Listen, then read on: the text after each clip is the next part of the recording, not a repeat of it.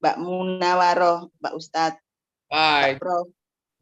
Saya mahasiswanya Pak Suherman waktu saya di Magister UNER. Oh iya. Magister apa? Magister Manajemen. Angkatan berapa katanya Pak Mangesti, bukan? Ya. Angkatannya Pak Mangesti kah? Enggak kenal saya. Saya tahun berapa itu Bu Munawaroh? Saya angkatan tahun 2000. Saya dulu sering konsultasi sama Pak Prof.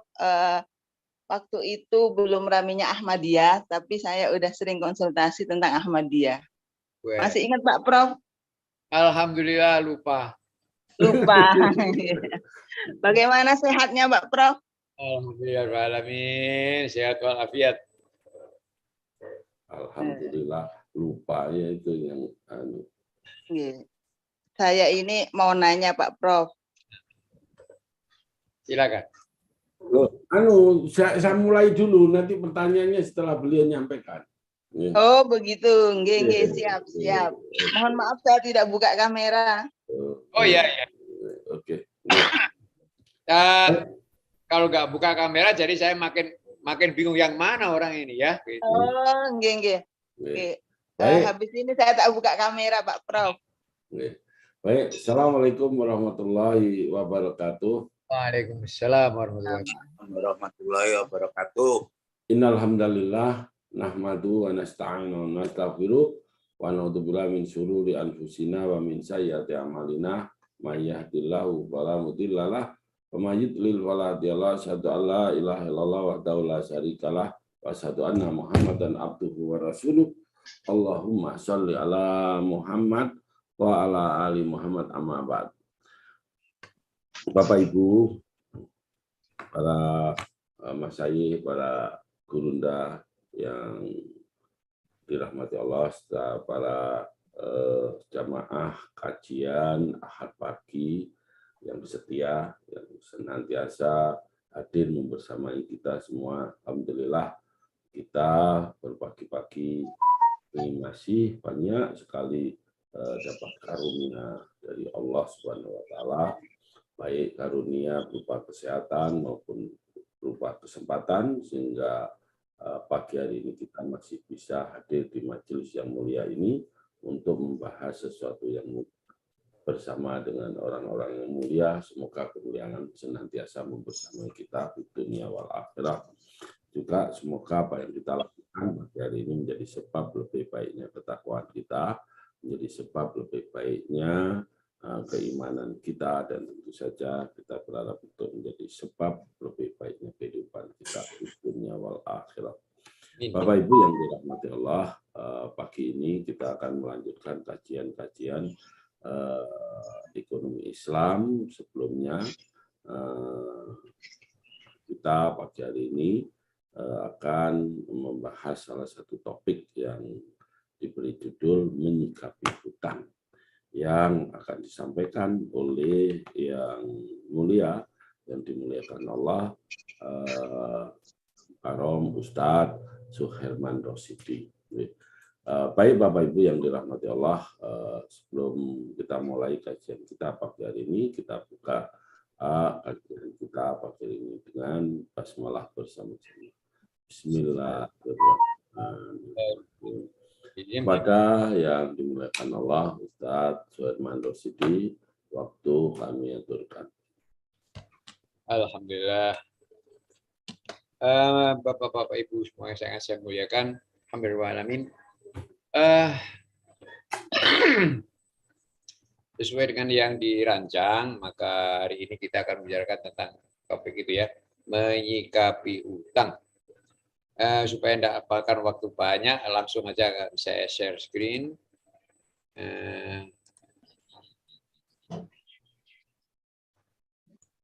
Kelihatan ya? Kelihatan. Sudah play, sudah? Sudah play. Baik, alhamdulillah. Yang betul utang atau hutang? Kayaknya utang gitu. Pakai H nggak? Utang ya, yang tapi Indonesia yang benar itu hutang kayaknya. Iya, pakai H atau tidak? Pakai H ya? Kalau pakai H nanti jadi pihutang. Oh gitu. Oh, Baik. Ini kata orang-orang itu yang benar itu utang, oh yang benar utang. kecuali untuk menghutangi harus pakai H. Karena kalau tidak pakai H, mengutangi itu disalahartikan menjadi memberi kutang. Oh. Baik, sekalian, hari ini kita bicara tentang hobi kita semuanya, yaitu utang. Nggak hobi saya, Ustaz. HP utang, kulkas utang, apalagi? Saudara sekalian, mobil, motor utang, dan seterusnya. Kompor utang, bisa sebagai menjadi sangat tren, dan itu harus kita ketahui bagaimana aturan Islam mengenai hal ini. Langsung saja, saudara sekalian, aturannya. Kita bicara aturannya ya. Satu, Islam hanya mengenal qardul hasan. Qardul hasan itu artinya adalah utang 1.000 bayar 1.000, utang 1 juta bayar 1 juta, tidak lebih. Ya. Kelebihan diperbolehkan kalau tidak dipersyaratkan atau tidak diperjanjikan. Tapi kalau tanpa syarat, tanpa janji, tidak ada kelebihan apa-apa. Satu. Nomor dua, saudara sekalian, kalau akadnya utang, berlakulah hukum utang. Maksudnya begini, banyak orang yang mengatakan, ya kalau utang konsumtif sih, utang 1.000 bayar 1.000 deh. Tapi kalau produktif apa ya begitu? Jawabannya ya. Utang konsumtif maupun produktif, kedua-duanya berlaku qardul hasan, yaitu utang 1.000 bayar 1.000. Tidak boleh, tidak yang lain. Utang 1.000 bayar 1.000. Yang berikutnya adalah utang hanya dibenarkan jika memenuhi keperluan halal dan mendesak. Maksud kalian, maksudnya adalah kebutuhan primer. Kebutuhan primer. Kebutuhan primer itu dalam ilmu ekonomi ya kita tahu ada 5. Sandang, pangan, papan, pendidikan, kesehatan. Itu yang disebut kebutuhan primer. Nah, dari itu sekunder, mungkin tersier. Ya, mungkin tersier. Nah, kalau halal itu sudah jelas. Maka itu pemberi hutang alias kreditur itu wajib bin wajib menanyakan kamu utang itu untuk apa? Wajib hukumnya, dan orang yang berhutang wajib menjawab dengan benar. Ya, sebab kalau sampai utang itu untuk keperluan yang tidak halal, maka tidak boleh diberi. Tidak boleh diberi. Saya utang ini untuk berjudi, misalnya gitu. Saya kalah terus ini beberapa waktu ini, wah saya mau bales, misalnya gitu. Misalnya. Ya. Yang berikutnya, apakah berarti utang ini tertulis di sini ya hanya dibenarkan jika memenuhi keperluan mendesak? Kebutuhan mendesak. Kalau tidak mendesak apa tidak boleh? Boleh. Ya, tetapi itu ada aturannya sendiri. Nanti akan kita lihat, insya Allah. Ya. Yang ketiga adalah tuliskan kontrak. Ini Al-Baqarah 282. Tulisannya atau yang tertera dalam Quran itu adalah perintah. Hei orang-orang yang beriman, ya ayyuhalladzina amanu idza tadayantum bidainin ila ajalin musamman faktubu. Hei orang yang beriman, apabila kamu melakukan jual beli tidak tunai, maka tulislah. Bidainin itu artinya dengan utang. Maka tulislah. Perintah ya. Jadi kata kerjanya adalah kata kerja perintah. Fi'il amar. Tetapi para ulama mengatakan ini tidak wajib diikuti. Ayat ini hanyalah lil irsyad, untuk memberi penerangan, bukan untuk mewajibkan. Jadi kalau saya utang Anda atau Anda utang saya, bagusnya ditulis. Kalau nggak ditulis tidak apa-apa. Cuma ya, Rasulullah mengatakan kalau kamu melakukan transaksi utang piutang, tidak kamu catat, maka Allah berlepas diri apabila di belakang hari nanti ada dispute, ada perselisihan. Itu. Tapi jangan lupa, itu tidak menyebabkan penulisan itu menjadi wajib. Penulisan itu tetap tidak wajib. Jadi kalau tidak ditulis, bagaimana Pak? Sahkah hutang itu? Sah. Nah, cuma ada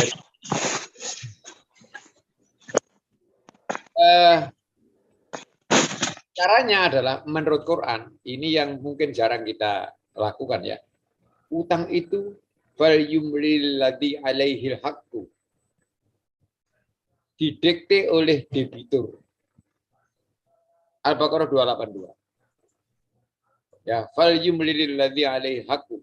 Bahkan fa in kana ladzi alaihil haqqu safihan aw dhaifan aw la yastati ayyumillahu fal yumlil waliyuhu bil adl.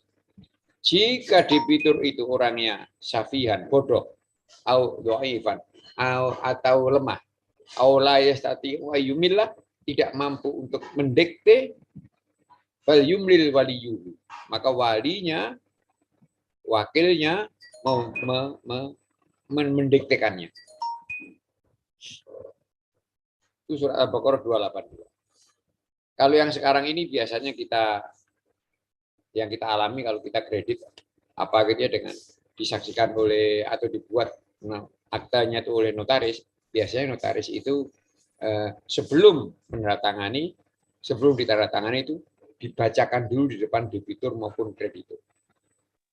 Jadi perjanjiannya begini Bapak Ibu semuanya, pasal 1, pasal 2, pasal 3. Insya Allah yang demikian itu sudah cukup memenuhi syarat ini, didikte oleh debitur ini, karena itu surat tadi itu dibacakan di depan debitur. Debitur itu orang yang berutang. Yang ketiga harus pakai saksi. Kalau mencatat pakai saksi. Quran Al-Baqarah 282 itu juga mengatakan gitu. Wastashhidu syahidaini min rijalikum fa illam yakuna rajulaini fa rajul wa imra'atani mimman tardawna minasyuhada. Ya. Persaksikanlah utangmu itu dengan 2 orang laki-laki. Jika tidak ada 2 orang laki-laki, cukuplah 1 laki-laki plus 2 perempuan. Tidak harus dari pihak ini, tidak harus pihak itu, tidak. Quran mengatakan mimman tardawna minasyuhada, yaitu orang-orang yang kamu ridhoi untuk menjadi saksi. Mungkin karena ilmunya, mungkin karena pendidikannya, mungkin karena pengalaman dapat dipercaya dan seterusnya. Dan tidak harus laki, perempuan boleh. Oke. Kemudian aturan berikutnya, tadi itu nomor berapa ya? Sekarang nomor 5. Kreditur boleh minta jaminan. Ya. Boleh juga tidak. Ya, boleh juga tidak. Karena Quran mengatakan dalam Al-Baqarah 283, wa in kuntum ala safari wa lam tajidu katiban farihanun maqbudah. Ya. Jika kamu boleh meminta jaminan. Nah, jaminan itu ada syaratnya. 1, halal. Barang itu barang halal. Ya, dan tidak mendorong pada maksiat dan syirik. Apa itu namanya? Jaminannya emas, tapi berbentuk tanda salib Kristen itu nggak boleh. Nggak boleh. Walaupun emas. Ya, atau gambar porno itu misalnya. Apa patung porno gitu ya. Walaupun dari perak, walaupun dari emas.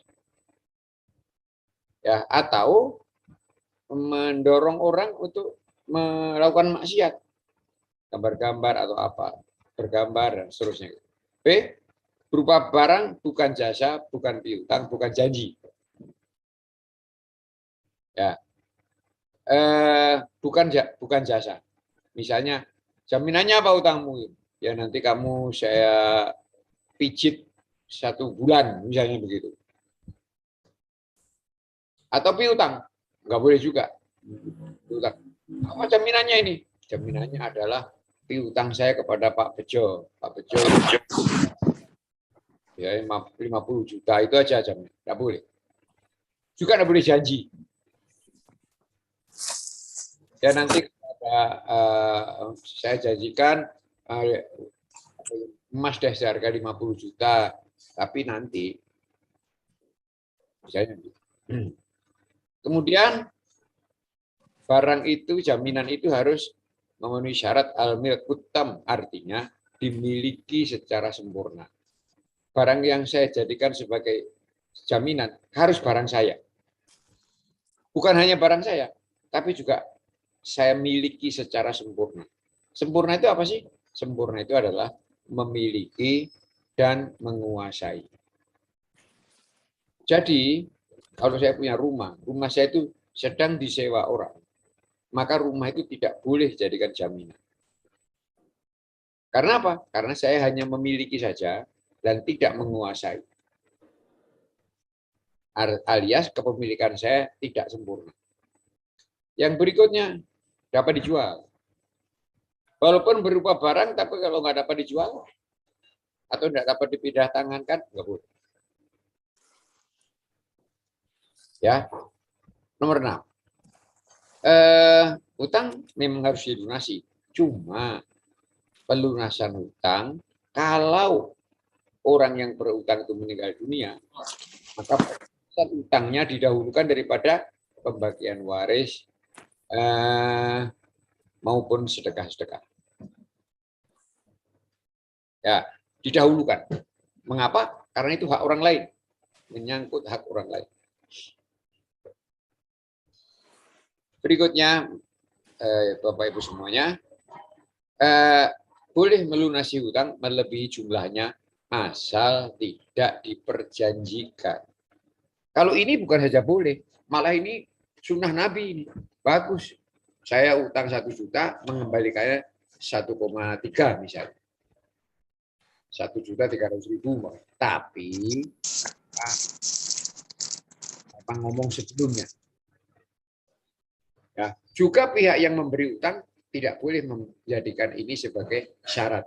Tak kasih kamu utang 1 juta, tapi kembalikanlah 1,3, nggak boleh. Ya, melunasi utang melebihi jumlahnya itu hanya boleh, itu bagus, itu boleh dan layak kita contoh, asal tidak memperjanjikan. Jadi dalam satu hadis diterangkan bahwa Rasulullah itu utang kepada Jabir satu apa nggak tahu deh, pokoknya 1 unit gitu ya. Ketika mengembalikan, Rasulullah itu memberikan 2. Jabir tanya, apa ini Nabi? Kok 2? Gitu. Lah iya, kata Nabi. Yang 1 kan saya punya utang. Iya Nabi, betul. Nah yang 1 lagi hadiah buat kamu. Jadi Jabir itu enggak tahu kalau Nabi akan memberi hadiah. Dengan kata lain, pelunasan yang melebihi jumlahnya ini tidak dibicarakan sebelumnya. Ya.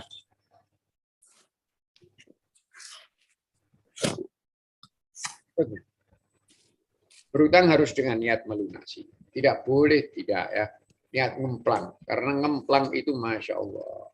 Jangankan kita. Pahlawan yang mati syahid itu saja tergantung-gantung nasibnya itu karena hutang.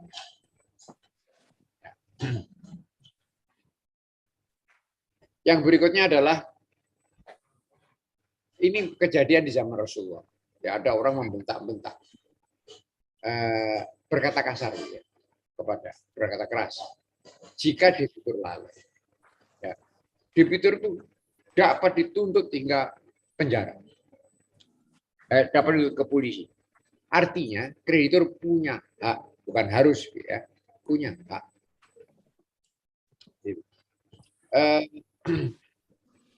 Orang tidak mau bayar, ya sudah, laporkan polisi aja misalnya, sampai ke pengadilan misalnya. Apakah itu boleh? Boleh. Boleh. Walaupun ada jalan lainnya nanti akan kita bicarakan. Ya. Apa itu? Ya. Ini dia jalan keluar. Ini saya baca ayatnya ya. Begini. A'udzubillahi minasyaitonirrajim. Wa in kana dzu usratin fa nadhiratun ila maisarah wa antasaddaqu khairul lakum in kuntum. Kan jika debitur dalam kesulitan membayar, berilah tangguh sampai dia longgar. Sampai. Adapun kalau utang dia itu kamu hadiahkan, kamu sedekahkan kepadanya, itu bagus. Itu lebih bagus bagimu. Membebaskan utang, itu lebih bagus. Membebaskan utang sebagian maupun seluruhnya. Kata Quran, in kuntum ta'lamun, jika kalian mengetahui. Jadi kalau begitu, debitur itu mempunyai 3 hak. Maaf, kreditur itu mempunyai 3 hak. 1, nagih sampai elek. Nomor 2, memberi tangguh. Ya udah saya tangguhkan 1 bulan. Nomor 3, membebaskan. Ya, memberi tangguh dan membebaskan ini lebih baik, kata Quran, daripada menagih sampai setengah mati tadi. Nah, Rasulullah juga hobinya melunasi hutang orang lain. Membebaskan orang dari himpitan hutang. Bapak Ibu semua yang saya muliakan juga ya, kalau misalnya, boleh deh kita sekarang bertanya kepada masing-masing, sudah pernah membebaskan utang orang belum? Baik utang kepada diri kita sendiri maupun orang itu utang kepada orang lain. Sering, Ustaz. Ya? Sering sampai kapok. Alhamdulillah. Kalau sudah sering, itu bagus, saya beri ucapan selamat. Kalau sering, saya kasih ucapan selamat dengan 2 tangan. Sering. Kalau belum pernah, ya saya cuma bilang pernah gitu. Karena ini barang siapa membebaskan utang orang, kata Nabi, membebaskan utang orang, maka Allah akan membebaskan dia dari huru hara hari kiamat. Gitu. Al-Baqarah 280. Sekali lagi, hak kreditur itu 3. Ya, menagih, memberi kelonggaran, nomor 3 membebaskan. Ya, yang disebut membebaskan ini adalah membebaskan utang orang kepada diri kita maupun utang orang kepada orang lain. Ya, utang lain siapa? Ya, utangmu tak bayari separuh misalnya gitu. Itu jempol 2. Jempol 2. Saya anjurkan betul kita masing-masing kita ini pernah, paling tidak itu pernah membebaskan utang. Ya, enggak usah banyak-banyak. Misalnya 20-30 juta gitu aja. Ya, baik. Nah, orang yang berutang itu boleh minta zakat. Ya, boleh minta zakat. Ada ulama yang mengatakan zakat itu harus dipakai untuk melunasi utangnya. Tapi ada juga ulama yang mengatakan ya, tidak harus. Ya. Yang penting dia berutang, maka dia berhak mendapat zakat. Sayang sekali, saudara sekalian, lembaga-lembaga amil zakat kita sekarang ini ya, yang YDSF, Nurul Hayat, PKPU, LMI, Rumah Zakat dan sebagainya itu banyak sekali. Ya. Belum.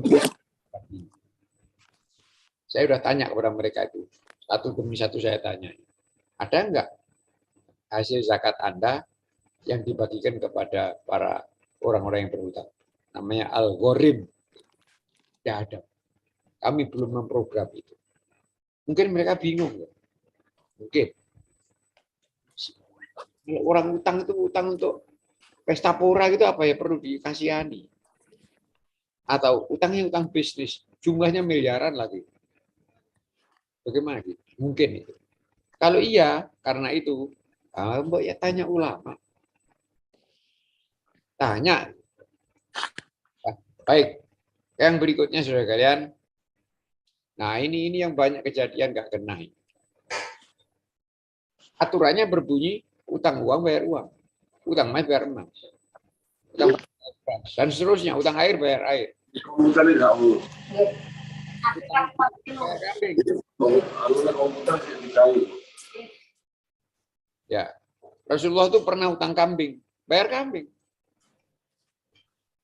Suruh kalian, ya. Ada yang begini. Pisang gorengku gitu, gorengan sing garing. Harganya goreng ini pisangnya, yang gorengi. Terus kalian, yang saya muliakan, banyak orang yang begini. Orang ya saya yang memberi utang kepada orang. Setelah sekian tahun dia bayar. Lalu saya ngamuk. Kamu utang dulu itu. Waktu itu emas harganya sekian. Harganya 200.000. Sekarang emas itu 1 juta. Nah, kamu bayar dulu utang 10 juta, sekarang bayar 10 juta. Enak aja. Dulu itu dapat emas berapa? Sekarang berapa? Itu enggak benar. Keluhan demikian enggak benar. Baru benar kalau memang dulu niatnya utangnya emas. Kontraknya itu utang emas. Nah kalau utang uang ya nggak bisa. Utang uang bayar uang. Utang beras bayar beras.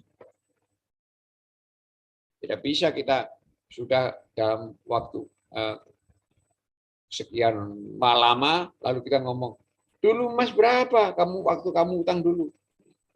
Tidak benar. Berikutnya adalah ini sudah ya. Tadi baru kita bicarakan. Saya sekali lagi mengajak para bapak dan ibu semuanya untuk sekali-sekali paling tidak itu sekali paling tidak ya membebaskan orang dari utang. Paling tidak sekali. Kalau tadi seperti Pak Mangesti bilang sering itu ya jempol 2 itu luar biasa. Luar biasa. Itu perintah dari Quran. Quran lupa lah kenaan wonge Pak. Lah saya yang bebaskan ayo enggak, aku gak melok rasakno kok. Saya nggak ikut merasakan kok bayar. Itu dijawab oleh Allah. Dalam ayat 280 itu juga Allah mengatakan dzalikum khairul lakum in kuntum ta'lamun. Yang demikian itu lebih baik bagi kamu. Kalau sudah bilang lebih baik ya pasti lebih baik. Lebih baik. Jangan khawatir apa-apa. Dzalikum khairul lakum in kuntum ta'lamun. Baik. Kalau debitur wafat, utangnya dari tanggungan negara. Ya. Ini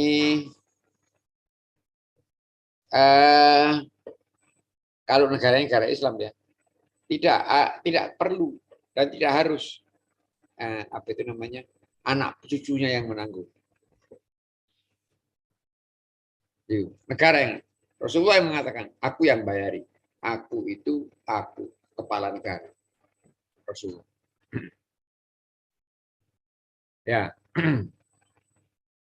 orang yang tidak punya wali, maka aku walinya. Aku ini adalah kepala negara. Ya, di hadis lain Rasul mengatakan al-amiru waliyun lima la waliyalah lahu. Amir atau kepala negara adalah wali bagi orang yang tidak punya wali. Baik, kemudian 15. Loh ini sudah tadi kok keluar lagi. Ya, utang rupiah bayar rupiah. Tidak boleh kita apa itu namanya? Ketika waktu pembayaran tiba mewajibkan untuk bayar dolar.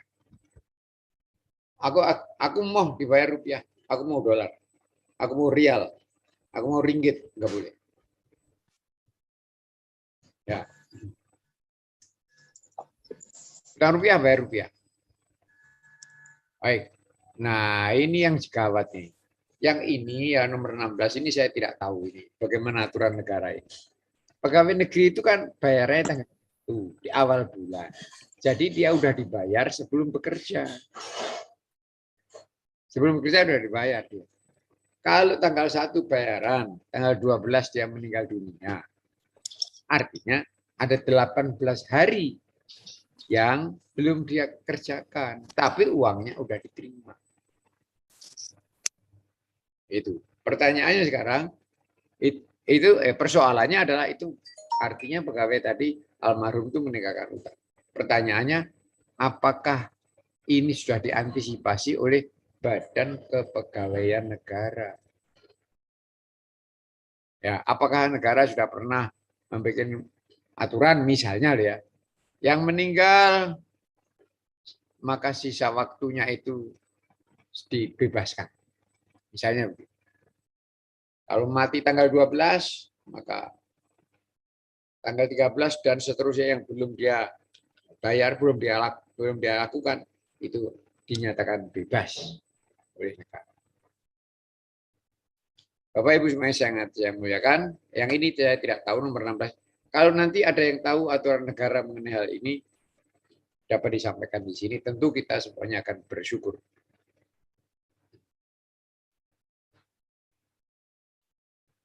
Nah, mengapa orang itu berhutang? Saya hutang. Misalnya, panjenengan berhutang. Mengapa? Ya, ada macam-macam. Yang pertama ada sikap I win. I want it now. Ya, saya ingin barang itu sekarang juga. Ya, penyakit I win ini banyak sekali menghinggapi kita. Sehingga aku pengen tuku sepeda motor sekarang. Tapi nggak punya uang, utang aja, kredit aja. Saya pengen punya kulkas sekarang, tapi nggak punya duit, utang aja. Itu sikap nomor 1. Ya, apa itu penyebab nomor 1. Nomor 2, saya ingin seperti orang lain. Saya pengen seperti dia. Dia punya sepeda motor kok. Ya, saya pengen seperti dia. Dia punya anu. Maka walaupun tidak punya duit, walaupun gajinya rendah, nekat ya berhutang. Karena ingin seperti orang lain. Ya. Ini sikap menganggap enteng. Pokoknya yang penting saya ada uang. Urusan yang lain-lain itu nanti. Artinya, entah bisa membayar, entah tidak bisa membayar, itu urusan nanti. Nah, ini sikap orang yang suka hutang.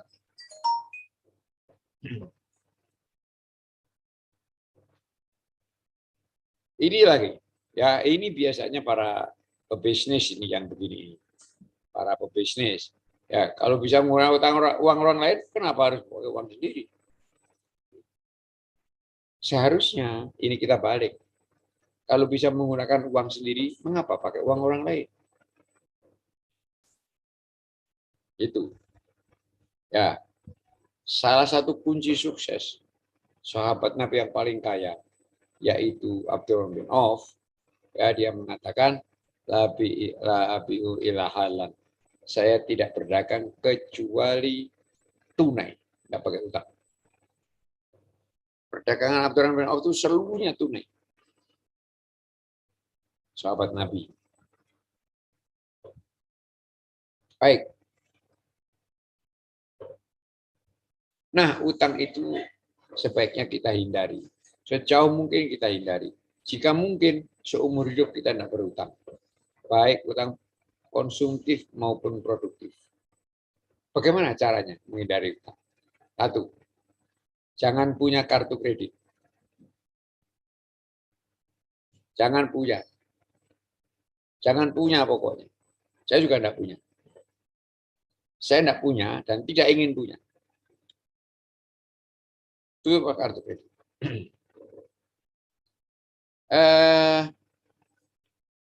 Baru-baru ini ada tawaran kerja internasional gitu ya.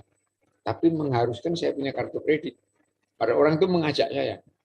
Kita bisa kerjakan ini Oh yes, saya bilang gitu. Ternyata dia bilang, kalau nggak punya, kalau nggak punya nggak bisa. Saya bilang lebih baik saya nggak usah. Nggak usah ikut. Ya. Dua,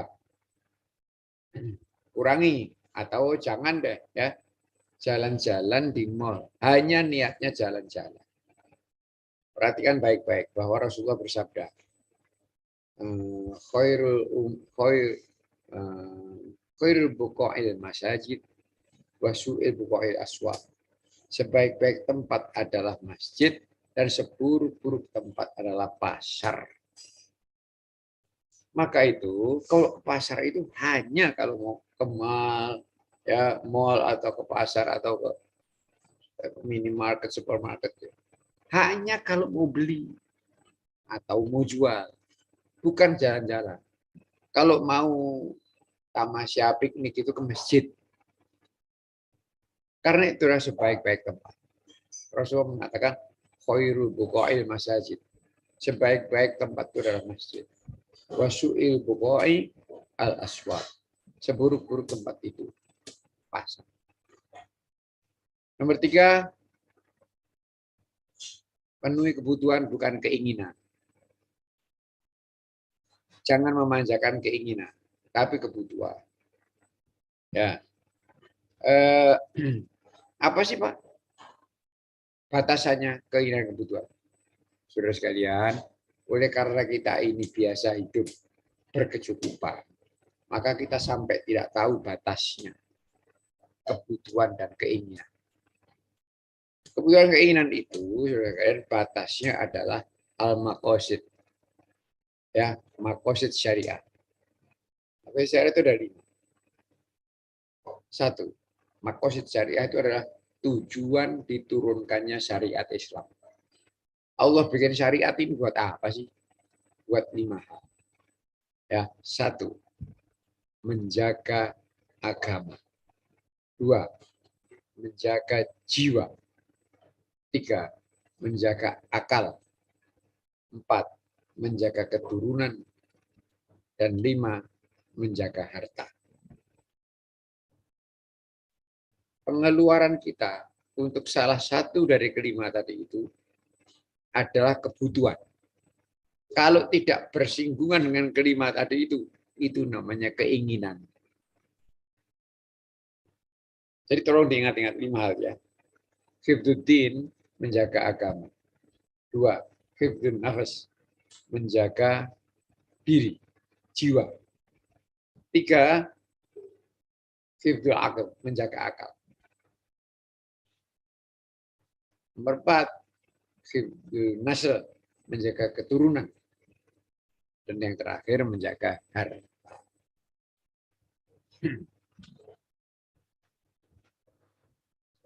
Ya, kalau tidak ada hubungan dengan 5 penjagaan ini, sudah dapat dipastikan itu hanya memuaskan keinginan, bukan memenuhi kebutuhan. Agama mengajari kita kebutuhan, bukan keinginan. Ya, ayatnya ada di Al-Baqarah 216 dan An-Nisa 19. Saya teruskan.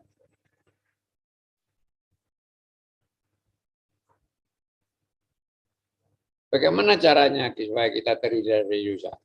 1, pastikan menabung. Kalau kita punya tabungan yang cukup, maka setiap saat kita punya uang. Sehingga tidak perlu utang. Ya, pastikan bersedekah. Karena sedekah itu menolak bencana. Menolak kemarahan Allah. Memadamkan api neraka. Bersedekah. Tapi sedekah yang rasional. Yang rasional. Ya, sedekah kawin biar sampai saat ini sewu. Jika main belas itu. Sedekah itu yang rasional adalah sedekah yang apa, uang misalnya atau yang lain. Uang misalnya. Yang jika uang sejumlah itu diberikan kepada kita, kita mau menerimanya. Jangan memberi barang, memberi uang yang seandainya diberikan kepada kita, kita sendiri nggak mau.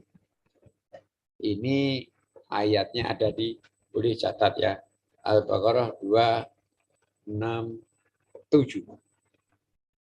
267. Ya. 267. Baik.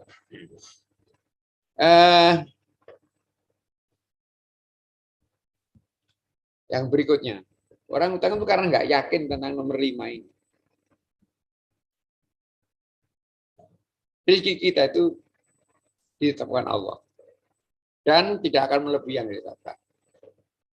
Semua kelebihan itu dapat dipastikan itu barang haram. Maksudnya begini ya, si A kelihatan kaya raya, pegawai rendahan tapi kaya raya, karena kebanyakan hartanya itu mencuri atau korupsi misalnya gitu ya. Maka hasil curian itu bukan harta sebetulnya. Yang harta itu adalah yang halal yang menjadi hak saya. Berikutnya adalah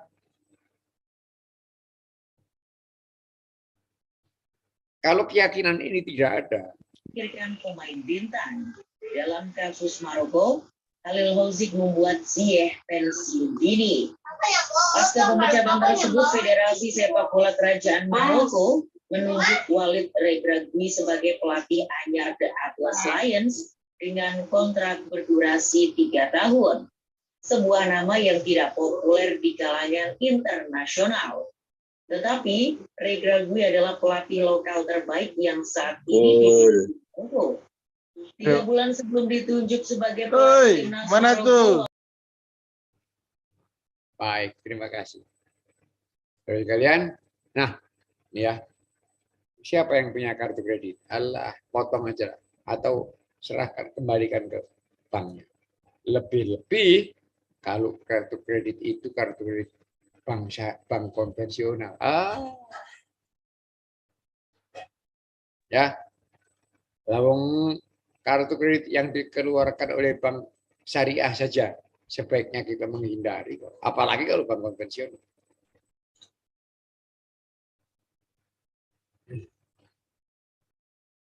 Nah, ini juga salah satu pendorong utang, yaitu menganggap keliru. Ada kekeliruan tanggapan tentang utang. Apa itu? Yang pertama, utang itu sebuah mekanisme ya yang memang wajib. Jadi harus begitu. Memang harus begitu gitu aja. Ya, untuk mencapai keuntungan, mengekalkan kekayaan, itu satu hal yang gimana? Sudah inherent di dalamnya. Jadi tidak, ya memang udah jalannya. Gitu. Ada yang bilang begitu. Ada yang bilang nih bangga kalau utang besar karena saya dipercaya oleh bank, percaya oleh Pak itu. Saya adalah orang yang dipercaya. Buktinya utang saya banyak. Terus bangga karena dia merasa dipercaya. Orang yang berada di kelas tertentu. Ya, punya kartu kredit gold atau diamond atau sekarang apa yang terakhir? Plutonium atau titanium atau apa itu? Ya, itu.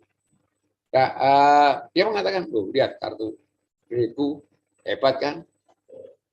Sambil dia merasa bahwa dia orang hebat karena punya utang. Memang masyarakat sekarang gitu itu. Coba pergi ke bandara. Makin besar utang orang itu makin besar pula dihormati.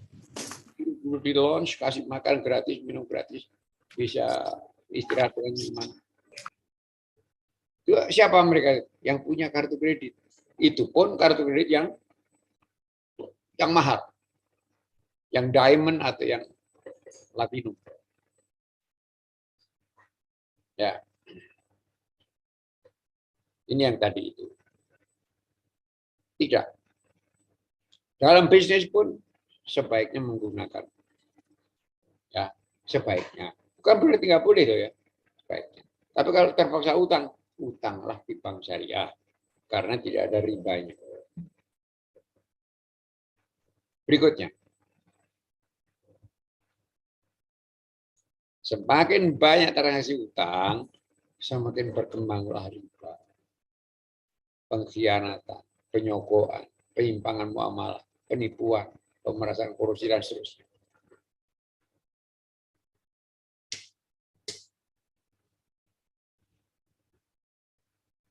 Ya.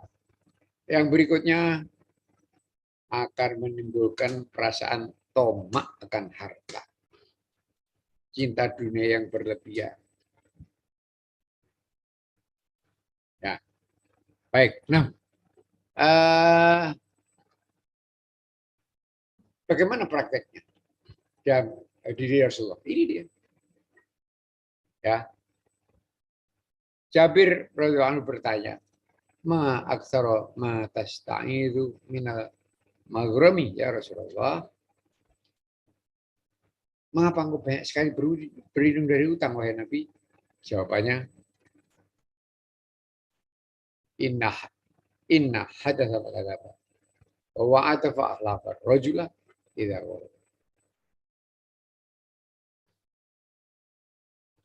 Nabi itu berutang juga, tapi juga minta perlindungan dari utang dan mengajarkan doa bebas utang kepada kita, kepada umat. Mana doa bebas utang? Bentar lagi. Ini dia. Ya, ini insya Allah sudah banyak yang hafal kita. Saudara sekalian, ceritanya begini. Satu saat Rasulullah itu sholat, kalau tidak salah itu sholat duhur di masjid. Ketika beliau pulang, dia lihat ada orang duduk di masjid, nggak keluar. Nabi cuma melihat aja, terus Nabi keluar.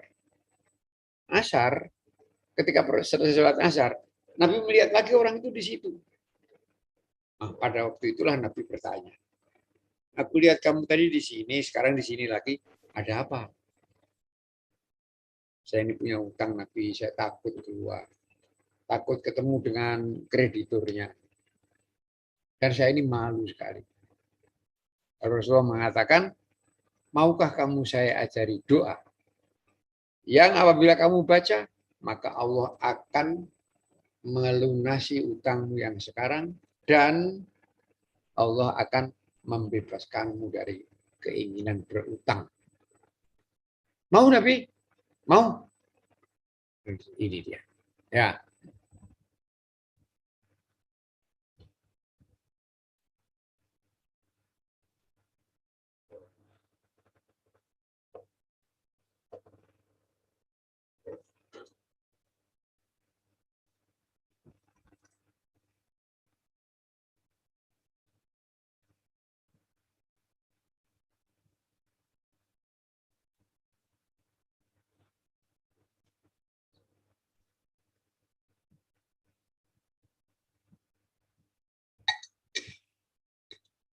Ini 8 penyakit ya yang disampaikan Nabi dalam 4 paket. Masing-masing paket itu berhubungan. Ya, aku berlindung kepadamu yang terakhir itu, aku berlindung kepadamu dari lilitan utang dan tekanan orang lain. Lilitan utang dan tekanan orang itu jadi satu. Negara Indonesia, kakean utang, ya, maka dia ditekan oleh negara Barat, sakar PDW. Sekarang ini ditekan oleh Cina. Cina masukkan anak buahnya ke sini ratusan ribu, nggak berani apa-apa pemerintah Indonesia. Karena kakean utang. Pasti jadi tekanan orang lain. Sebaiknya bapak-bapak, ibu-ibu menghafalkan doa ini dan dibaca yang sering. Saya sendiri membaca doa ini sudah lebih dari 40 tahun. Terus saya baca. Dan hasilnya luar biasa. Ya. Yang jelas sekarang ini saya tidak punya keinginan sama sekali untuk berubah. Tidak punya belas. Keinginan, ingin tidak punya.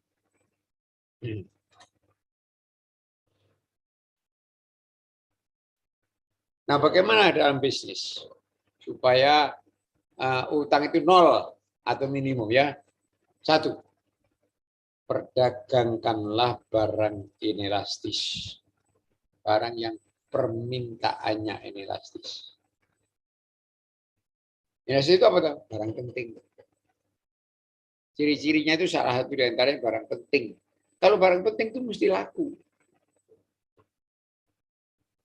Pemerintah jualan minyak di Pertamina, pasti laku, pasti laku. Nomor 2, perdagangkanlah jasa, trade service. Ya, mengapa? Karena dia itu memerlukan modal yang lebih kecil, sehingga tidak mengganggu kita dengan utang.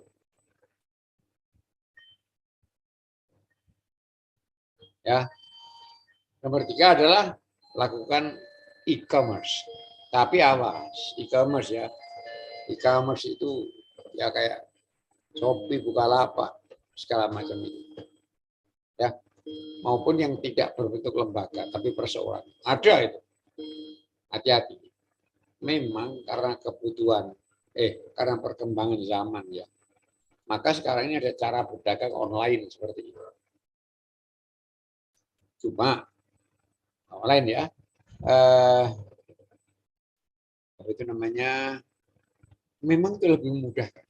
Memang iya, tapi sekaligus jual beli online itu maaf ya, menjadi ladang penipuan oleh penjual kepada pembeli. Memang iya. Kita harus akui itu ada itu. Yang demikian. Nah, itu kan jual beli, pembeli itu nggak bisa lihat barangnya, nggak bisa meraba, nggak bisa mencoba. Nanti juga kalau komplain juga nggak dilayani pun bisa. Biasanya itu pembeli malas. Pembeli nggak usah, biar aja. Nomor berikutnya kalau nggak punya modal, jadilah broker aja, makelar aja. Anda berdagang, tapi Anda tidak perlu modal.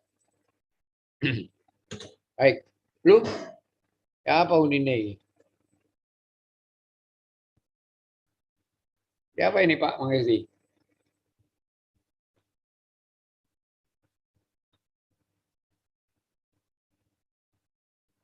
Ada yang bisa bantu saya? Pak Sultan? Pernah belajar huruf gini nggak Pak? Oke. Baiklah. Saudara sekalian, saya baca saja ya.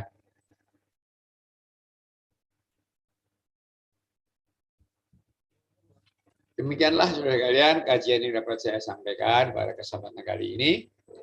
Saya kembalikan kepada Pak Mangesti. Silakan Pak. Pak Mangesti. Atunun, jazakumullah khairan kasiran Ustaz. Semoga yang menyampaikan tausiah dan yang menyimak tausiah sama-sama dibarokai ilmunya, barokai usianya, barokai kesehatannya. Amin. Barokai semua keluarga anak cucunya, dan anak soleh yang solehah. Amin. Yang sukses di dunia wal akhirah, selamat dunia dan selamat akhiratnya. Nih, Bapak Ibu yang dirahmati Allah, kita masuk di sesi tanya jawab. Ini sudah banyak di chat room yang sudah masuk, yang insya Allah ini kita selesaikan karena banyak ini yang di chat room. Nanti kalau kurang jelas juga bisa ditambahi oleh Bapak Ibu penanya yang sudah nulis pertanyaan di chat room. Pertanyaan pertama dari Aib. Izin bertanya, untuk membebaskan utang, apa harus diberitahu ke yang ngutang?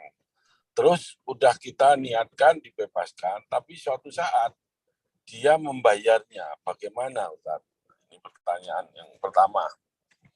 Ustaz, saya lanjutkan pertanyaan berikutnya, Ustaz. Barangkali nanti bisa jawabannya hampir mirip-mirip. Dari Kanda Sultan Kasidal, bagaimana Ustadz kalau kita bebaskan utangnya, tapi setelah kita maki-maki dulu, saking jengkelnya, apakah tetap berpahala bagi kita? Tentu saja ini bukan utang yang urusan hal-hal yang pokok, bukan untuk hal-hal yang pokok. Ini yang dimaksud mungkin hutang-hutang untuk usaha. Kemudian dari Bapak Insinyur Gunawan, bagaimana hutang perusahaan? Siapa yang bertanggung jawab? Ownernya atau seluruh karyawan? Kalau perusahaan itu bangkrut dan masih punya utang. Nah, itu pertanyaan ketiga dari Bapak Gunawan. Dan dari Jamaah Masjid Al-Ikhlas, bisakah ngutangi dalam bentuk uang, tapi setelah setahun tidak dilunasi, dibuat perjanjian baru untuk mengkonversi utang tersebut dengan emas? Kalau bisa, nilai emasnya apakah berdasarkan saat perjanjian baru, ataukah berdasarkan setahun sebelumnya saat mulai mengutangi? Syukron. Masih banyak pertanyaan, Ustadz, tapi 4 pertanyaan ini dulu, monggo dijawab. Yang pertama ya, mustikah kita beritahu? Jawabannya ya. Kalau tidak, maka orang itu tidak merasa, hatinya belum longgar karena belum merasa terbebas. Nomor 2, bagaimana kalau udah kita masih nomor 1 ya, itu 1A atau 1B. Ternyata orang yang kita bebaskan itu bayar, gitu ya.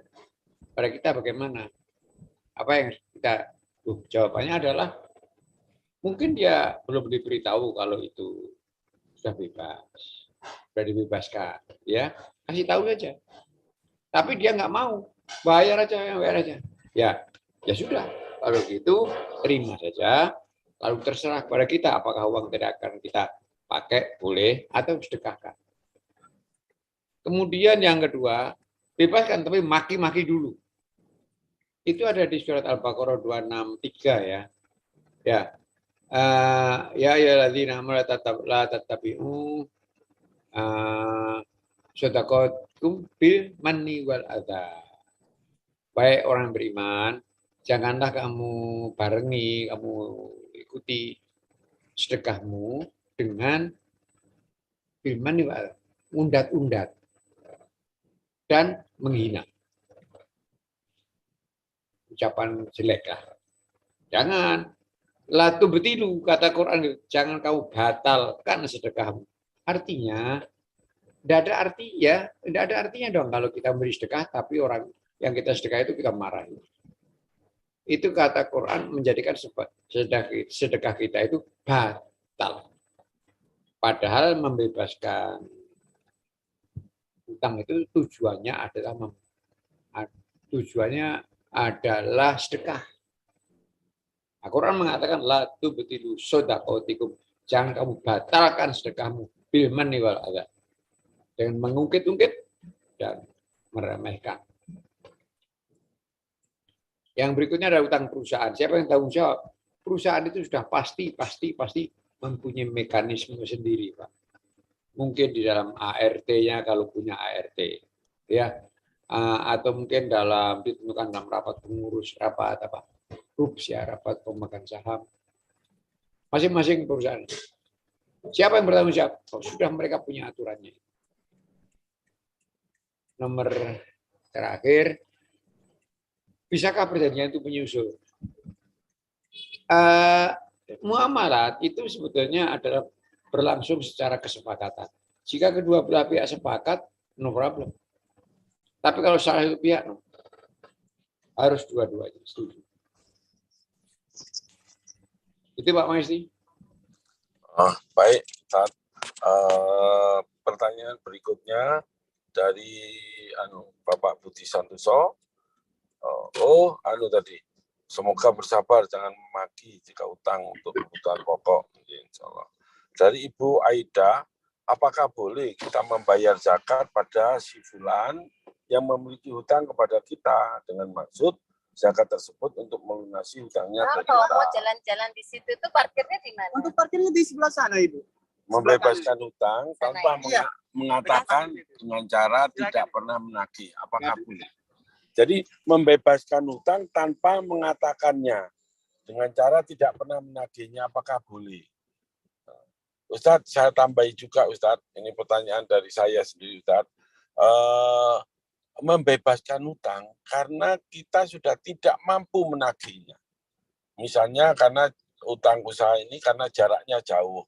Kita sudah beberapa kali mengunjungi tempat itu. Itu mengunjungi tentu saja kan butuh waktu dan tenaga. Beberapa kali tidak tertagih, kemudian ya sudahlah. Bahasanya itu sebenarnya putus asa lagi. Ya wis lah, nek dibayar syukur alhamdulillah, nek gak dibayar ya wis gitu. Nah itu bagaimana Ustaz? Apa kita tetap dapat pahala Ustaz? Ya. Baik, yang pertama zakat untuk debitur ya. Bolehkah? Boleh. Ya, boleh. Dengan tujuan supaya dia pakai bayar, boleh. Tanpa tujuan itu juga boleh. Ya, tapi tidak boleh dipaksakan. Pak, saya kasih kamu zakat, bayarkan kepada saya. Tidak boleh.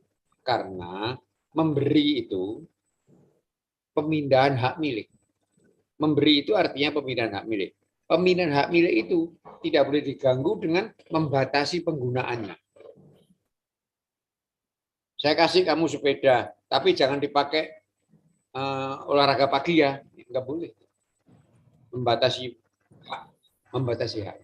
Kalau itu terjadi, itu namanya belum terjadi pemindahan hak milik. Ya, nomor berikutnya adalah tadi ya berkali-kali ini tidak memberitahu kepada orang yang dibebaskan.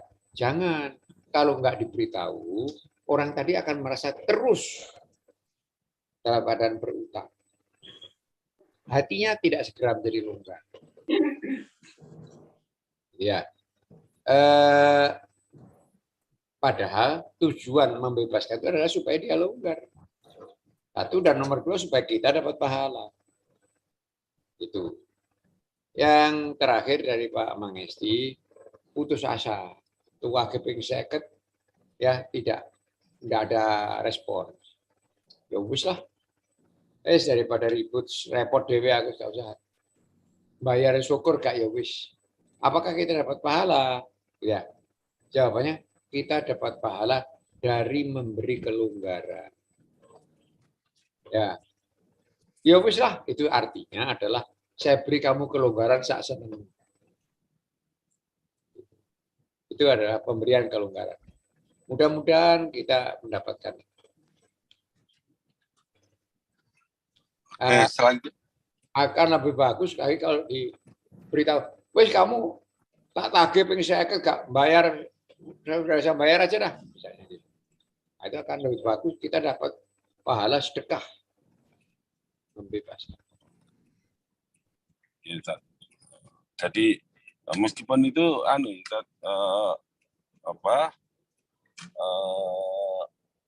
ya kadang-kadang karena jumlahnya banyak ya kadang-kadang masih mengharap sih kadang-kadang, tapi kalau memang sudah kalau masih mengharap, Anda dapat pahala memberi kelonggaran. Kalau masih mengharap, karena mengharap itu boleh yang duit sampean. Iya. Dan sah mengharap itu. Iya, kadang-kadang kan kalau pas kita nggak punya uang ya nagih-nagih oleh-oleh 10 juta ya enggak apa-apa. Enggak apa-apa karena ternyata juga gagal juga gitu loh. Gitu. Dan Anda dapat pahala memberi kelonggaran. Ini masih terusannya dari Pak Insinyur Gunawan, Ustaz Insinyur Gunawan. Umumnya perusahaan kalau mau tumbuh biasanya dengan hutang. Kalau pada umumnya perusahaan kalau mau tumbuh besar itu dengan hutang. Bagaimana caranya sebaiknya agar perusahaan bisa tumbuh tapi tanpa hutang? Itu. Ya. Terus yang dari Ustadz Hamid ini. Ya. Assalamualaikum Ustadz. Gimana hukumnya kartu kredit? Nah, itu tadi kayaknya sudah dijawab. Dan yang ketiga dari Prof. Sukoso. Kita mengenal hutang yang sifatnya produktif, bukan konsumtif. Contoh, hutang atau kredit motor. Kalau beli gas tidak mampu. Nah, itu seperti apa? Boleh enggak? Itu terima kasih. Ini masih banyak pertanyaan lagi lainnya. Ini dulu Ustaz mohon dijawab. bagaimana supaya supaya tanpa utang gitu ya. Ya, perusahaan bisa tumbuh tapi tanpa utang. Ya, dapat tumbuh. Dan dapat tumbuh tanpa utang gitu ya. Ya, Ilmunya sahabat Nabi yang namanya Abdurrahman bin Auf. Abdurrahman bin Auf itu, saudara sekalian, berdagang hari pertama, 1 hari pertama. Ya, berdagang hari pertama itu hanya tali kekang unta. Itu tok yang dia punya. Dia tidak punya harta lain. Ya. Kemudian itu dijual, lalu hasilnya walaupun sedikit dibeli. Kemudian dia besok indah lagi, dan dia selalu mengatakan la abi'u illa halan. Kami tidak berdagang, saya tidak berjual membeli kecuali tunai. Itu kata-kata mutiara Abdurrahman bin Auf yang luar biasa. Kita sama-sama tahu ya, Abdurrahman bin Auf itu sahabat Nabi yang paling kaya. Paling kaya. Saudara sekalian, seberapa kayanya Abdurrahman bin Auf itu ya? Saya gambarkan dengan beberapa hadis. Abdurrahman bin Auf itu sering sholat itu terlambat. Masbuk dia. Sampai dia sumpek dewe. Karena hartanya banyak, maka ngurusi hartanya itu udah adzan nggak bisa berangkat. Sampai dia bilang kepada Nabi, Nabi aku ini susah Nabi. Bingung saya. Kenapa? Saya ini nggak bisa miskin. Bukan saya yang mencari harta Nabi. Tapi harta itulah yang mencari saya. 1. Nomor 2. Wahai Nabi, Allah memberi saya kemudahan. Sampai seakan-akan, kata dia, seakan-akan.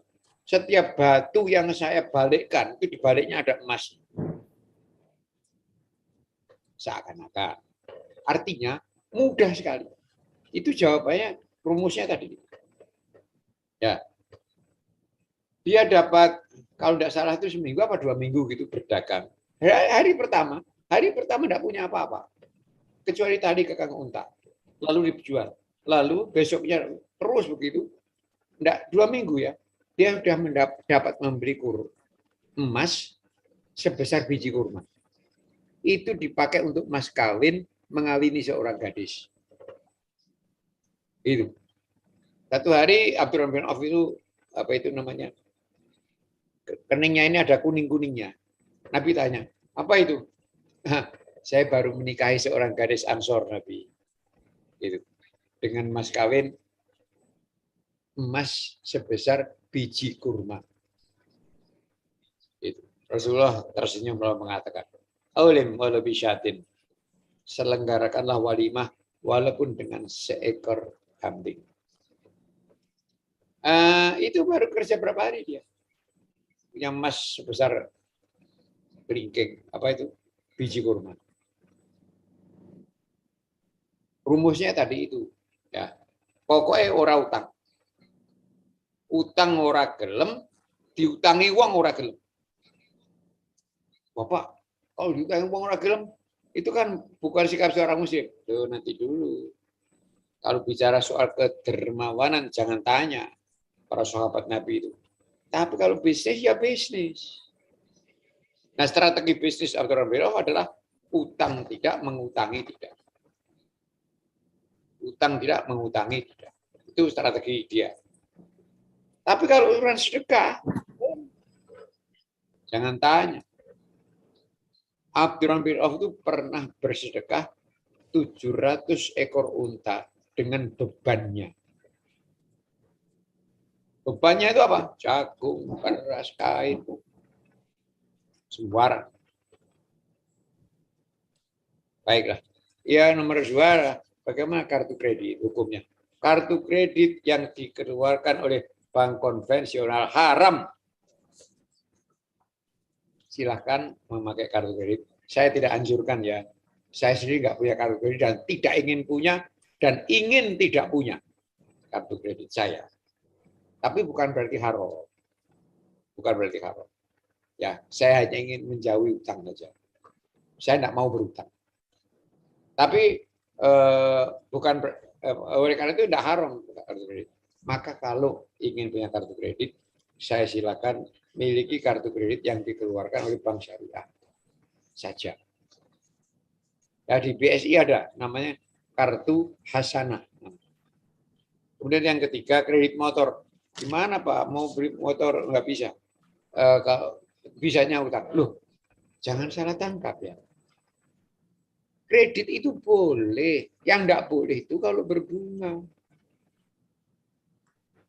Kredit itu boleh. Yang nggak boleh itu bunganya itu loh, yang haram. Itu. Nggak ya apa, kredit motor boleh. Kredit rumah boleh. Yang nggak boleh itu bunganya. Maka itu carilah kredit yang tanpa bunga. Di mana? Bank syariah.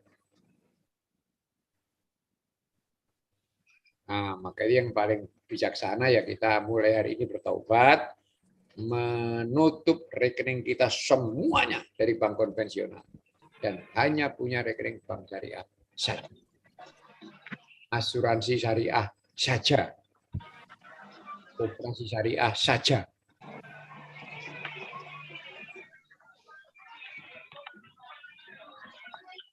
Ya. Nah, Ustaz, ada lanjutannya itu dari Prof. Sukoso. BSI lebih mahal. Kalau ambil kredit, mau ambil mobil atau ambil sepeda motor, kreditnya dari BSI lebih mahal. Itu sambungan pertanyaannya dari Prof. Sukoso. Baik, matur nuwun, Prof. Kalau itu saya teruskan ungkapan Prof. Sukoso tadi, kalau saya teruskan begini. BSI lebih mahal, saya akan pilih yang haram saja. Apakah begitu enaknya? BSI lebih mahal, aku seneng yang haram saja. Apakah terusannya? Jawabannya tentu tidak. Begini Bapak, begini Prof. Membandingkan ini lebih mahal dari ini lebih murah dari ini, ya maka yang dibandingkan ini syaratnya harus match. Ini halal, ini haram. Tidak bisa dibandingkan. Yang haram itu jangankan murah, gratis pun haram.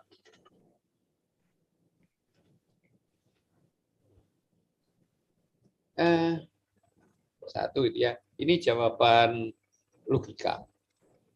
Nanti jawaban yang ekonomis sebentar lagi. Jawaban logika saja. Jawaban logika. Yang boleh dibandingkan itu kalau match ya, yaitu bandingkan yang halal dengan yang halal. Itu baru match. Ya. Misalnya BSI dengan Bank Muamalat itu sama-sama. Boleh. Itu bagus. Bandingkan yang halal dengan yang halal. Soto di sini lebih murah dari soto di sini. Tuh, betul. Jangan daging sapi mahal bandingkan dengan daging babi murah. Nah, daging babi. Kita tidak bisa mengambil kesimpulan kalau gitu besok saya makan babi aja. Enggak bisa. Ini jawaban logika. Ya. Sekarang jawaban ekonomi. Ya. Syariah itu sudah 30 tahun umurnya di Indonesia. Dan asetnya belum sampai 10% dari sistem perpajakan nasional. Mengapa? Karena kaum muslimin tidak mendukungnya. Akibatnya apa? Akibatnya nasabahnya tidak banyak. Karena tidak banyak, efisiensinya kurang. Pertanyaannya, mengapa efisiensinya kurang? Efisiensinya kurang karena kita menolak.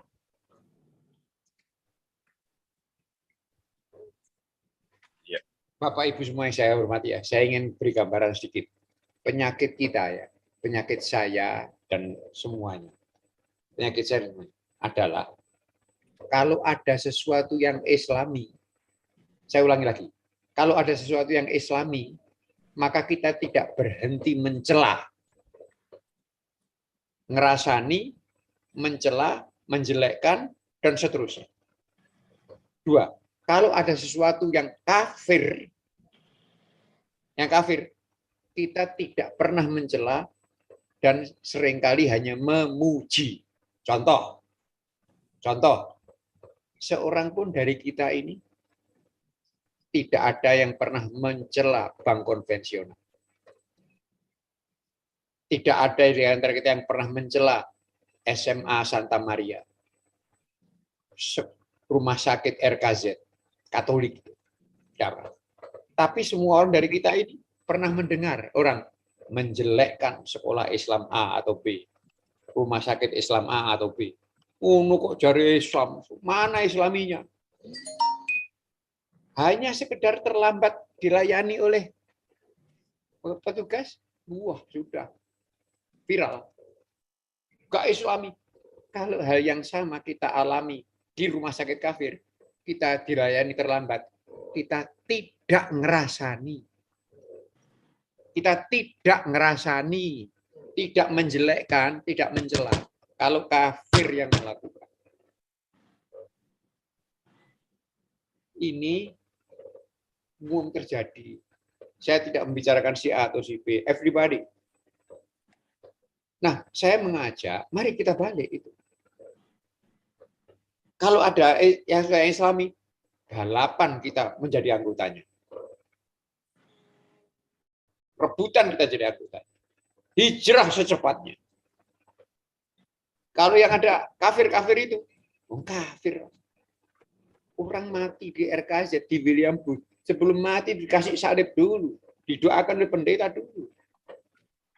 Tapi nuwun sewu. Ya kita-kita ini tidak berhenti-henti memuji-muji. Atau minimal tidak pernah mencela. Saya belum pernah mendengar mereka orang Islam mencela layanan.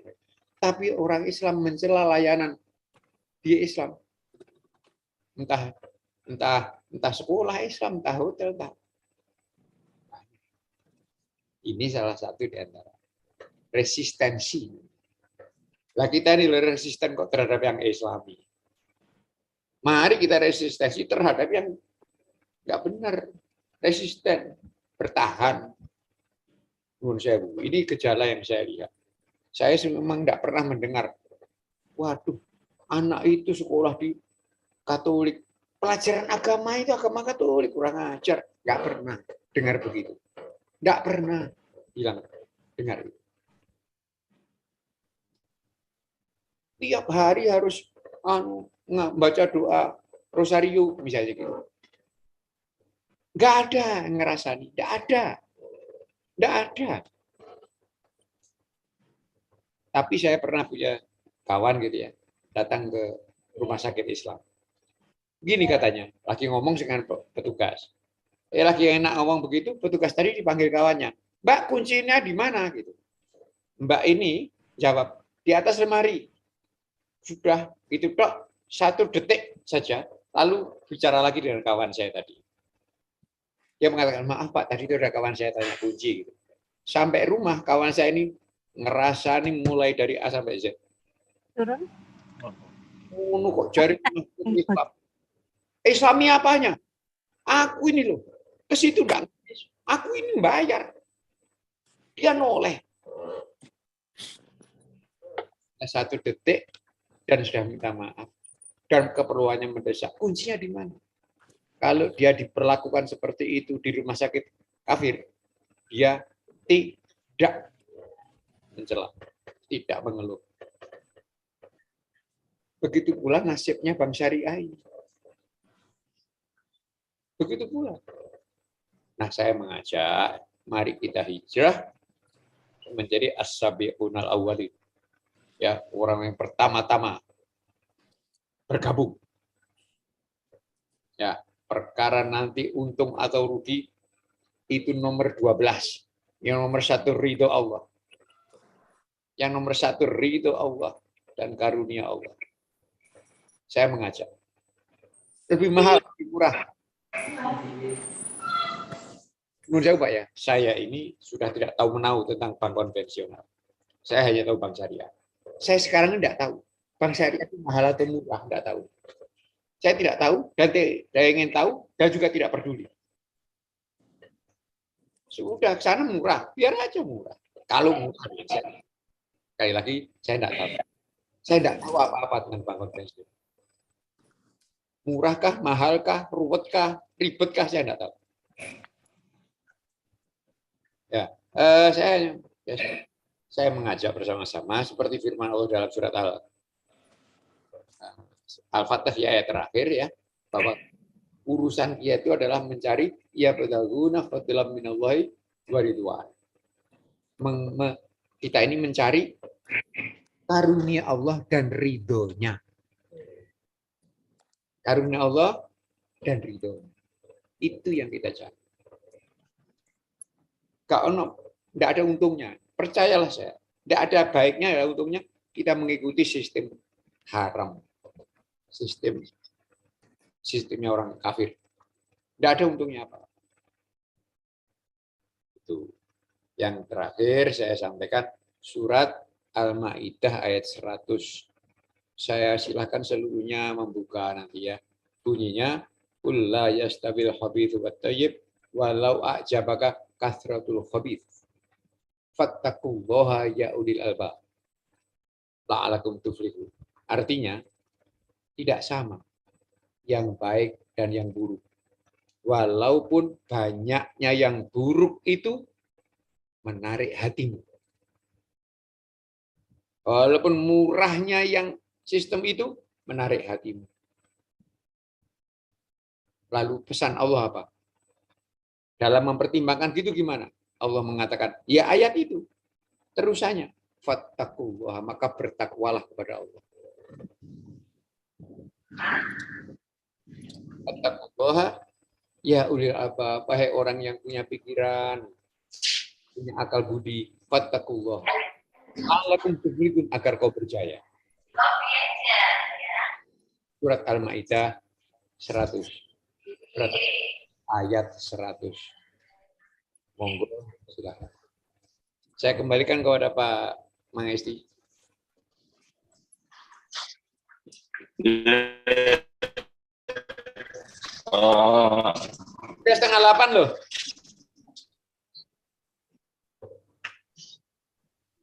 Itu ada silakan Mas Farhan Jamil. Langsung. Nah, ini pertanyaan terakhir. Matur nuwun Ustaz Mangesti. Assalamualaikum warahmatullahi wabarakatuh, Ustaz Firman. Waalaikumsalam. Yang pertama ingin sharing Ustaz tadi yang terkait dengan hutang PNS Ustaz. Jadi kalau di PNS itu ketika PNS yang bersangkutan meninggal, kita masih dapat gaji terusan Ustaz. Gaji terusan itu sebanyak tiga kali penghasilan atau 3 bulan. Karena setelah pensiun itu akan dilimpahkan ke Taspen, dan untuk proses administrasi itu memerlukan waktu untuk sampai keluar SK pensiun, sampai dibayarkan pensiunnya itu, sehingga dari instansi sebelumnya masih membayarkan gaji sampai dengan 3 bulan, dan rata-rata di bulan ketiga memang pensiun itu baru bisa dibayarkan Ustaz. Kurang lebih seperti itu Ustaz. Kemudian satu pertanyaan Ustaz. Apa Pak ya? Berapa Ustaz? Yang kita bicarakan tadi kan utangnya Pak. Ya, kalau menurut saya itu bukan menjadi hutang, tapi menjadi haknya yang bersangkutan, Ustaz. Ya. Tapi apakah itu didukung dengan satu peraturan nomor sekian atau undang-undang nomor sekian gitu barangkali? Ada, Ustaz, ada undang-undangnya. Jadi memang kalau ada PNS yang meninggal, dia masih mendapatkan bahasanya gaji terusan gitu, Ustaz, sampai 3 bulan. Habis itu tidak dibayarkan lagi dari instansinya, kemudian akan dilimpahkan oleh Taspen gitu, Ustaz.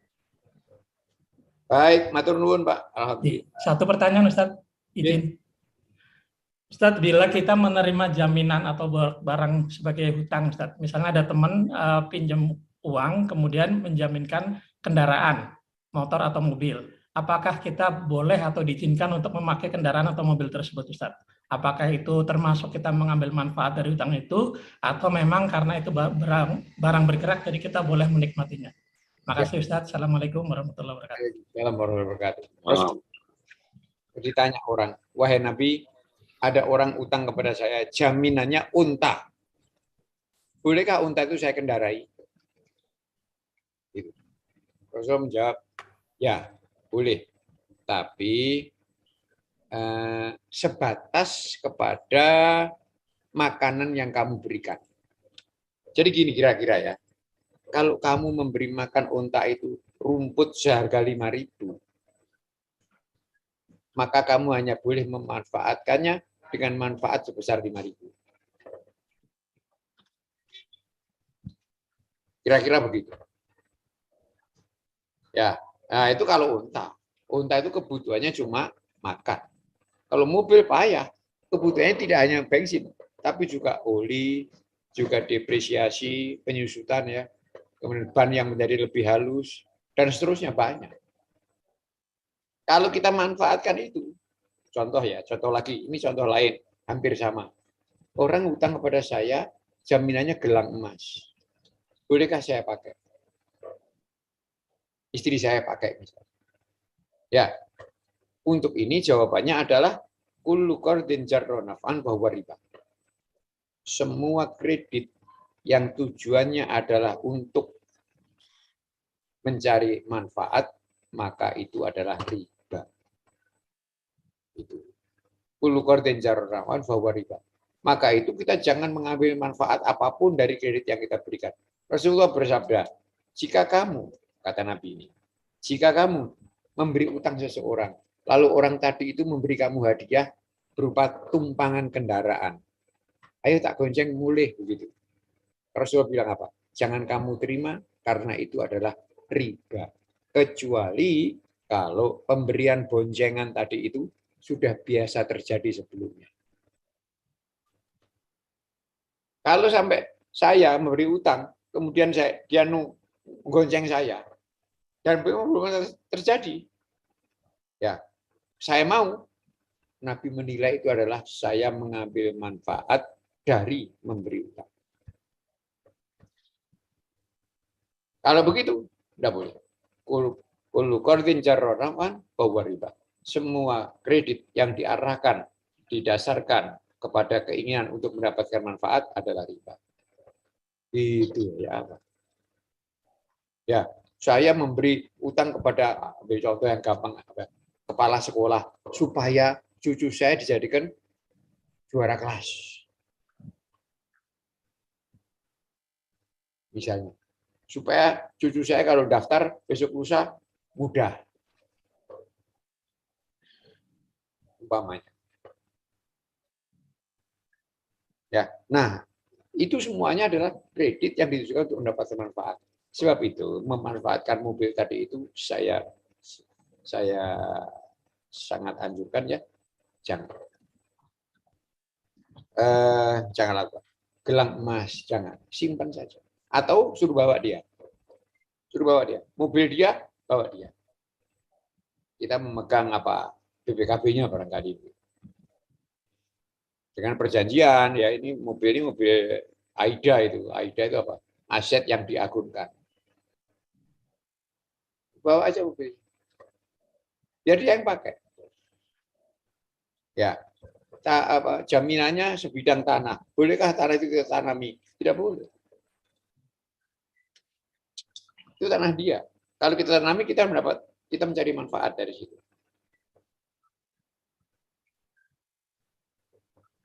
Betul. Ya biar dia yang tanami, dia yang makan hasilnya. Yang dijaminkan itu kan bukan hasilnya, yang dijaminkan itu nilai tanah.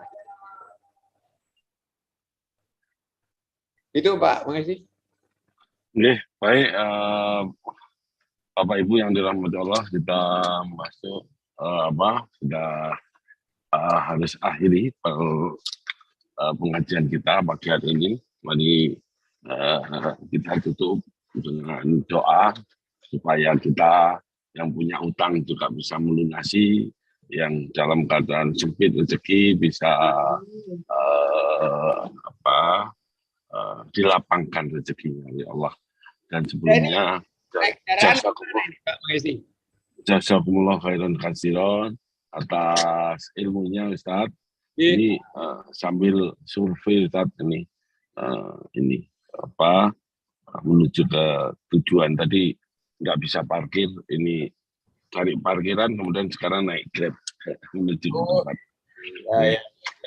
Baik Bapak Ibu yang dirahmati Allah, mari kita sejenak tundukkan kepala kita untuk bermunajat kepada Allah, untuk berdoa agar kita diberi kemudahan dan kelancaran semua urusan kita. Bismillahirrahmanirrahim. Alhamdulillahirabbil alamin. Allahumma shalli ala Muhammad wa ala ali Muhammad. Allahumma fir lil mu'minina wal mu'minat wal muslimina wal muslimat al ahya'i minhum wal amwat. Rabbana dhalamna anfusana wa illam taghfir lana tarhamna lanakunanna minal khasirin. La ilaha illa anta subhanaka inni kuntu minadh dhalimin. Rabbana faghfir lana dzunubana wa kaffir anna sayyi'atina wa tawaffana ma'al abrar. Allahumma anta rabbi la ilaha illa anta khalaqtani wa ana abduka wa ana ala ahdika wa ba'dika mastata'tu wa a'udzu bika min syarri ma sana'tu abu'u laka bi ni'matika alayya wa abu'u laka bi dzambi faghfir li fa innahu la yaghfiru dzunuba illa anta. Allahumma inni a'udzu min ilmin la yanfa' wa min qalbin la yasha' wa min nafsin la tasba' wa min du'ain la yustajabu laha. Rabbana la tu'akhidna in nasina aw akhtana.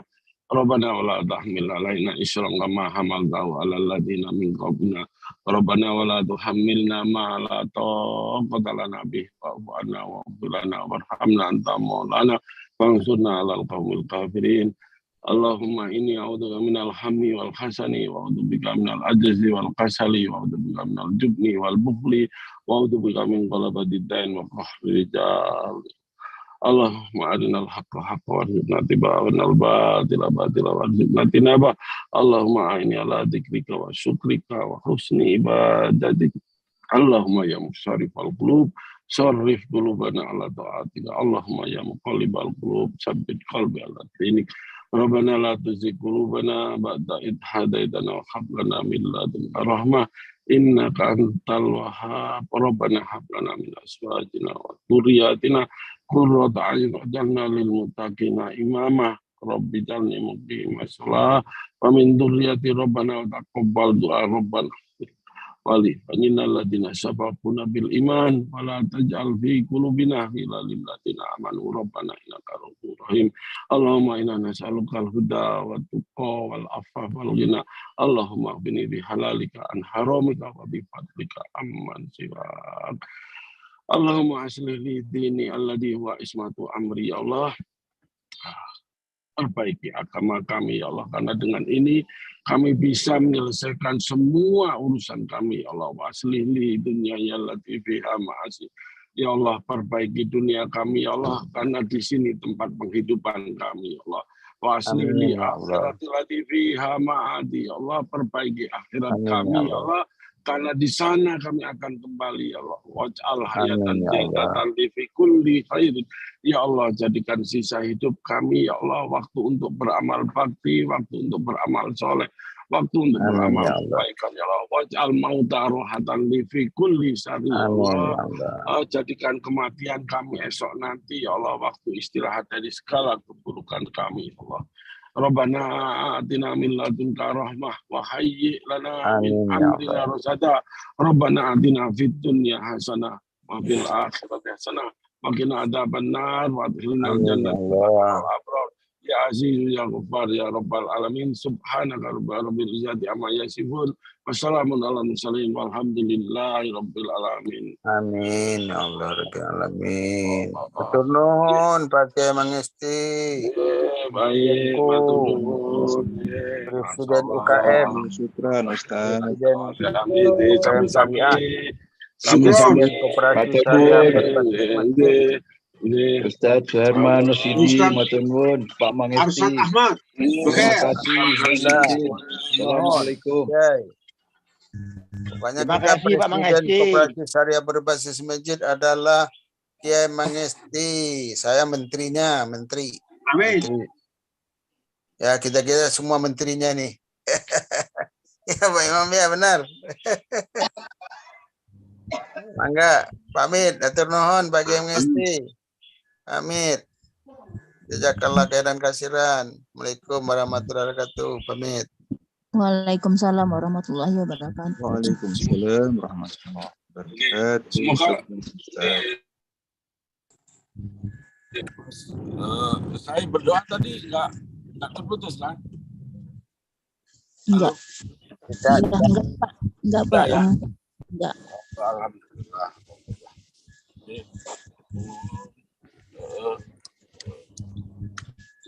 Izin pamit ya Pak. Assalamualaikum. Salam warahmatullahi wabarakatuh. Baik, kita tutup dengan doa kafaratul majlis bersama-sama. Subhanakallahumma wa bihamdika asyhadu an la ilaha illa anta astaghfiruka wa atubu ilaik.